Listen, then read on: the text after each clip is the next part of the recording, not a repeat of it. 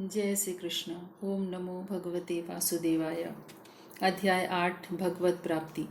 अर्जुन उवाच किं तद्ब्रह्म किमध्यात्मं किं कर्म पुरुषोत्तम अधिभूतं च किं प्रोक्तम् अधिदैवं किमुच्यते अधियज्ञः कथं कोत्र देहेऽस्मिन् मधुसूदन प्रयाणकाले च कथं ज्ञेयोऽसि नियतात्मभिः।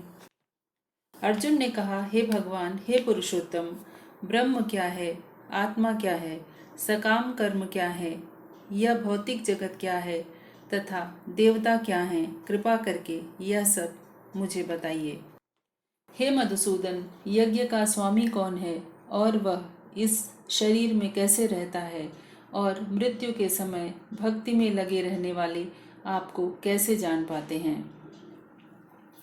श्रीभगवानुवाच अक्षरं ब्रह्म परमं स्वभावोऽध्यात्ममुच्यते भूतभावोद्भवकरो विसर्गः कर्मसंज्ञितः अधिभूतं क्षरो भावः पुरुषश्चाधिदैवतम् अधियज्ञो अहमेवात्र देहे देहभृताम्बर अन्तकाले च मामेव स्मरन् मुक्त्वा कलेवरं यः प्रयाति समद्भावं याति नास्त्यत्र संशयः। भगवान ने कहा, अविनाशी और दिव्य जीव ब्रह्म कहलाता है और उसका नित्य स्वभाव अध्यात्म कहलाता है। जीवों के भौतिक शरीर से संबंधित गतिविधि कर्म या सकाम कर्म कहलाती है। हे देहधारियों में श्रेष्ठ अर्जुन, निरंतर परिवर्तनशील यह भौतिक प्रकृति अधिभूत कहलाती है। भगवान का विराट रूप, जिसमें सूर्य तथा चंद्र जैसे समस्त देवता सम्मिलित हैं, अधिदेव कहलाता है तथा प्रत्येक देहधारी के हृदय में परमात्मा स्वरूप से स्थित मैं परमेश्वर अधियज्ञ यानी यज्ञ का स्वामी कहलाता हूँ। जीवन के अंत में जो केवल मेरा स्मरण करते हुए शरीर का त्याग करता है, वह तुरंत मेरे स्वभाव को प्राप्त करता है, इसमें जरा भी संदेह नहीं है। यम यम वापि स्मरण भावं त्यजत्यन्ते कलेवरं तं तमेवैति कौन्तेय सदा तद्भाव भावितः तस्मात् सर्वेषु कालेषु मामनुस्मरयुध्य च मयि अर्पित मनो बुद्धि मामे वेश्यस्य संशयः अभ्यास योग युक्तेन चेतसा नान्यगामिना परमं पुरुषं दिव्यं याति पार्थानुचिन्तयन्। भगवान कहते हैं, हे कुंती पुत्र, शरीर त्यागते समय मनुष्य जिस जिस भाव का स्मरण करता है, वह उस भाव को निश्चित रूप से प्राप्त होता है। इसलिए हे अर्जुन, तुम सदैव कृष्ण के रूप में मेरा चिंतन करो और साथ ही युद्ध करने के अपने कर्तव्य को भी पूरा करो। अपने कर्मों को मुझे समर्पित करके तथा अपने मन एवं बुद्धि को मुझ में स्थिर करके तुम निश्चित रूप से मुझे प्राप्त कर सकोगे। हे पार्थ, जो व्यक्ति मेरा स्मरण करने में अपना मन निरंतर लगाए रखकर अविचलित भाव से भगवान के रूप में मेरा ध्यान करता है, वह मुझे अवश्य ही प्राप्त होता है। कविं पुराणम् अनुशासितारम् अडोरणीयां समनुस्मरेत्यः सर्वस्य धातारमचिन्त्य रूपम् आदित्यवर्णं तमसः परस्तात् प्रयाणकाले मनसाचलेन भक्त्या युक्तो योगबलेन चैव भ्रुवोर्मध्ये प्राणमावेश्य सम्यक् स तं परं पुरुषमुपैति दिव्यम् यदक्षरं वेदविदो वदन्ति विशन्ति यद् यत् यो वीतरागा यदिच्छन्तो ब्रह्मचर्यं चरन्ति तत्ते पदम संग्रहेण प्रवक्ष्ये। भगवान श्री कृष्ण कहते हैं कि मनुष्य को चाहिए कि परम पुरुष का ध्यान सर्वज्ञ, पुरातन, नियंता, लघु से भी लघुत्तम, प्रत्येक का पालन करता, समस्त भौतिक बुद्धि से परे अचिंत्य तथा नित्य पुरुष के रूप में करे। वे भगवान सूर्य की भांति तेजवान हैं और इस भौतिक प्रकृति से परे दिव्य रूप हैं। मृत्यु के समय जो व्यक्ति अपने प्राण को भौहों के मध्य स्थिर कर लेता है और योग शक्ति के द्वारा अविचलित मन से पूर्ण भक्ति के साथ परमेश्वर के स्मरण में अपने आप को लगाता है, वह निश्चित रूप से भगवान को प्राप्त होता है। भगवान कहते हैं, जो वेदों के ज्ञाता हैं, जो ओंकार का उच्चारण करते हैं और जो संन्यास आश्रम के बड़े बड़े मुनि हैं, वे ब्रह्म में प्रवेश करते हैं। ऐसी सिद्धि की इच्छा करने वाले ब्रह्मचर्य व्रत का अभ्यास करते हैं। अब मैं तुम्हें वह विधि बताऊंगा जिससे कोई भी व्यक्ति मुक्ति लाभ कर सकता है। सर्वद्वाराणि संयम्य मनोहृदि निरुध्य च मूर्धन्याधायात्मनः प्राणम् आस्थितो योगधारणाम्। ओमित्येकाक्षरं ब्रह्म व्याहरन् मां मनुस्मरन् यः प्रयाति त्यजन् देहं स याति परमां गतिम्। अनन्यचेताः सततं यो मां स्मरति नित्यशः तस्याहं सुलभः पार्थ नित्ययुक्तस्य योगिनः। मामुपेत्य पुनर्जन्म दुःखालयम् अशाश्वतं नाप्नुवन्ति महात्मानः संसिद्धिं परमां गताः। भगवान कहते हैं, समस्त इंद्रिय क्रियाओं से विरक्ति को योग की स्थिति यानी योग धारणा कहा जाता है। इंद्रियों के समस्त द्वारों को बंद करके तथा मन को हृदय में और प्राणवायु को सिर पर केंद्रित करके मनुष्य अपने को योग में स्थापित करता है। इस योगाभ्यास में स्थित होकर तथा अक्षरों के परम संयोग यानी ओंकार का उच्चारण करते हुए यदि कोई भगवान का चिंतन करता है और अपने शरीर का त्याग करता है तो वह निश्चित रूप से आध्यात्मिक लोकों को जाता है। हे अर्जुन, जो अनन्य भाव से निरंतर मेरा स्मरण करता है उसके लिए मैं सुलभ हूँ, क्योंकि वह मेरी भक्ति में प्रवृत्त रहता है।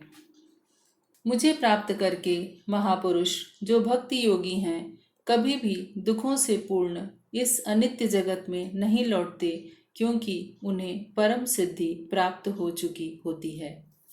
आ ब्रह्म भुवना लोका पुनरावर्तिनोर्जुन मामुपेत्य तु कौन्तेय पुनर्जन्म न विद्यते। सहस्रयुग पर्यन्तम् अहर्यद् ब्रह्मणो विदु रात्रिं युग सहस्रान्तां तेहो रात्र विदो जना। अव्यक्ताद्व्यक्तयः सर्वाः प्रभवन्ति अहरागमे रात्र्यागमे प्रलीयन्ते तत्रैवाव्यक्तसंज्ञके। भूतग्रामः स एवायं भूत्वा भूत्वा प्रलीयते रात्र्यागमे अवशः पार्थ प्रभवत्य अहरागमे। भगवान कहते हैं, इस जगत में सर्वोच्च लोक से लेकर निम्न लोक तक सारे लोक दुखों के घर हैं, जहाँ जन्म तथा मरण का चक्कर लगा रहता है। किंतु हे कुंती पुत्र, जो मेरे धाम को प्राप्त कर लेता है वह फिर कभी जन्म नहीं लेता।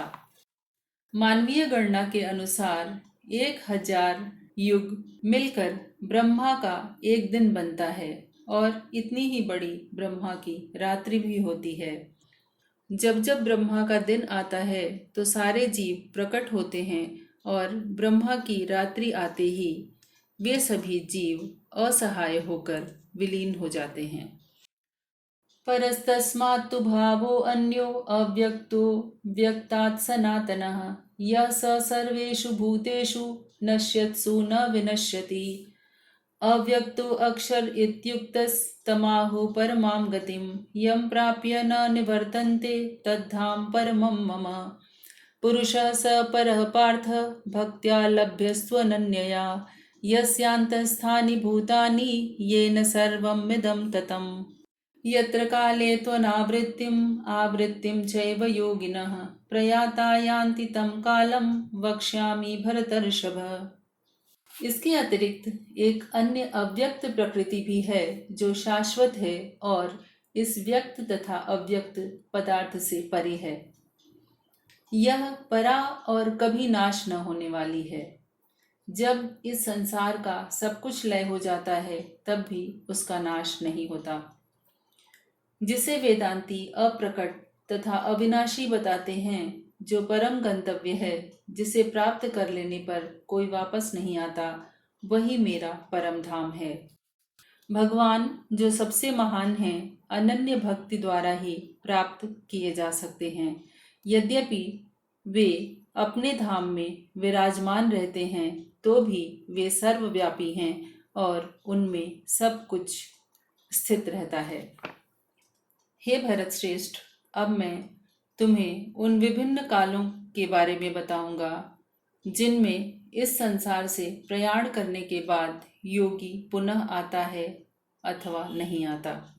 अग्निज्योतिर्रः शुक्ल षण्मासा उत्तरायणम तत्र प्रयाता गच्छन्ति ब्रह्म ब्रह्म विदो जना।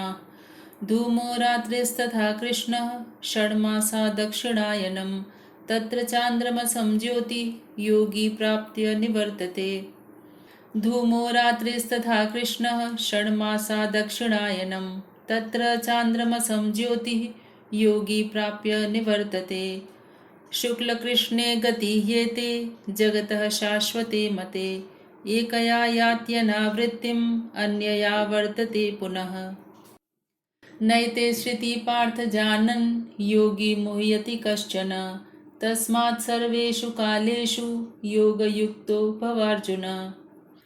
वेदेषु यज्ञेषु तपस्सु चैव दानेषु यत्पुण्यफलं प्रदिष्टम् अत्येति तत्सर्वमिदं विदित्वा योगी परं स्थानमुपैति चाद्यम्।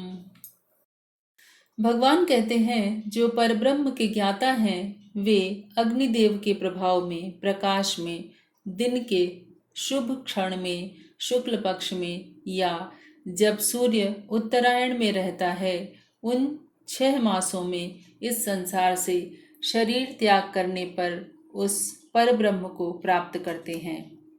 जब योगी धुएं रात्रि कृष्ण पक्ष में या सूर्य के दक्षिणायन रहने के 6 महीनों में दिवंगत होता है, तो वह चंद्रलोक को जाता है, किंतु वह वहां से पुनः पृथ्वी पर चला आता है।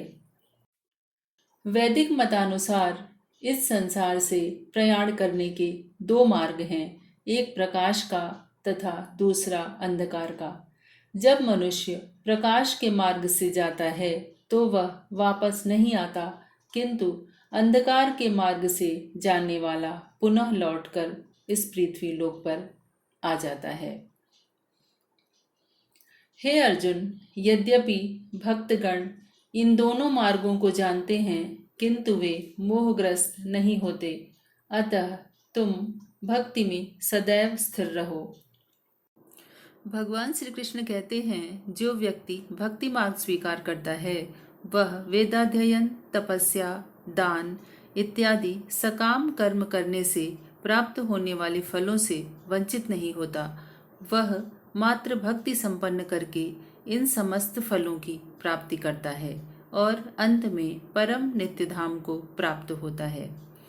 इस प्रकार श्रीमद् भगवद गीता का 8वां अध्याय भगवत प्राप्ति संपूर्ण होता है। जय श्री कृष्ण।